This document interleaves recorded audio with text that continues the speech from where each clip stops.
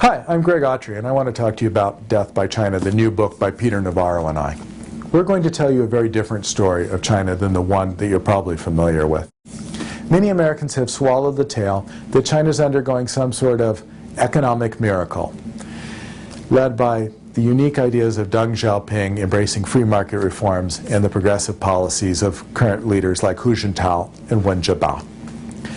Our memories of the atrocities of Tiananmen have been swept away by a brilliant Olympics on TV. And when you're standing in Shanghai, on the Boon, looking across the river at the daring night skyline of Pudong, it is hard to see China as anything but a positive, forward-thinking society ready to take a great lead in world affairs. Frankly, nothing could be further from the truth, and that's the story that Death by China tells. The frightening reality is that under the carefully orchestrated Disneyland version of China that you see lies a complex society ruled by fear, racked by inflation, and bubbling with class and regional discontents. It's all held together by an authoritarian state led by a cadre of Communist Party thugs who use stability as an excuse to hold on to privilege and power. As the influence of this corrupt regime expands, we should all be concerned. We should be very concerned. Now, to be honest, most of the Chinese people you're likely to meet are benefiting from the current situation, as are many of America's top pundits, business leaders, and politicians. And they aren't about to tell you what's going on. They don't want to know themselves.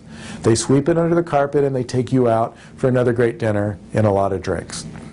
So when China takes some Uyghur protester, artist, religious leader, or Nobel Prize winner and throws them into a labor camp, our China apologists continue as if we were describing some civilized society. Death by China is here to break that code of silence. Much of corporate America now is simply paying lip service to free markets while profiting from the exploitation of Chinese labor. Labor kept cheap by a police state that busts unions and busts heads. Our CEOs and shareholders are benefiting from the wanton destruction of China's environment and from the innumerable ways that China cheats America and the world in trade. However, they can no longer hide the fact that the long-term benefits of this so-called free trade with a most unfree partner have not accrued to all nations. Real wages in the U.S. have been dead flat since China joined the WTO in 2001, and unemployment has reached a level of perniciousness that even the most gargantuan stimulus package can't stop. The low-pay, no-benny service sector jobs selling Chinese goods to other Americans that are now being created will never support a family the way our lost manufacturing sector did. It's a story of an unethical trading partner using counterfeiting, industrial espionage, and the outright theft of everything from iPhone designs and Harry Potter films to high-tech military and space technology. When American firms try to ship their goods to China, they're blocked by this great wall of protectionism that includes everything from outright tariffs to forced partnerships, domestic content requirements, and forced technology transfers. All this happens in the context of a blatantly manipulated currency that puts a 40% tax on American products while subsidizing China's exports. The authoritarian regime in Beijing is the enemy of world trade and economic freedom, not its poster child. Death by China documents how every cart full of Chinese goods, some of which are downright deadly, is another job lost not just in St. Louis and in Portland, but also in Kyoto, Paris, and Manchester.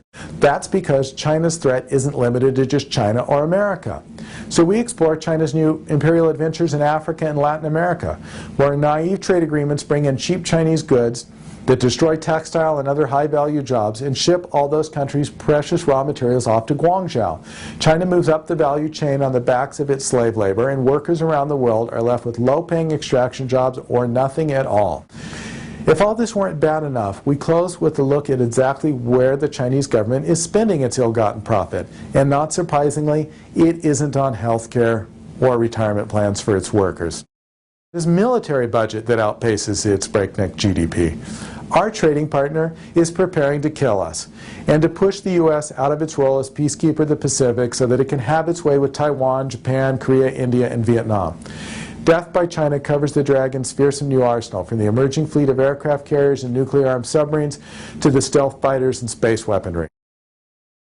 So, please click on the order button, get your copy of Death by China, and when you're done, mail it off to your congressperson, or give it to an unemployed friend who wonders where her job went to. You'll be doing America, China, and the world a favor. Thank you.